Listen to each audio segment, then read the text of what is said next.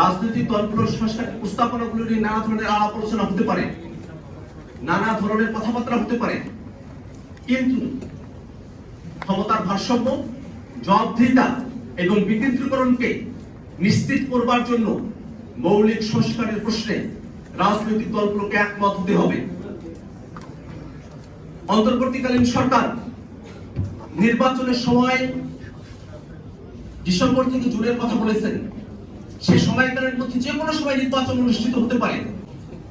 আমরা নির্বাচনের পক্ষে আমাদের অবস্থান ব্যক্ত করি, কিন্তু অবশ্যই সেই নির্বাচনকে, যে বিচার প্রক্রিয়া শুরু হয়েছে সেই বিচার প্রক্রিয়াকে দৃশ্যমান পর্যায়ে উন্নীত করে এবং সংস্কারকে বাস্তবায়ন যোগ্য করে তারপরে নির্বাচনের দিকে অগ্রসর হতে হবে।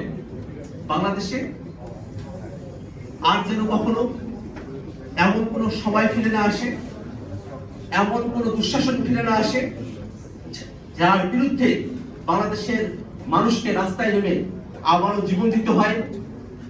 এমন কঠিন সময় যেন বাংলাদেশ আর কখনোই না আসে।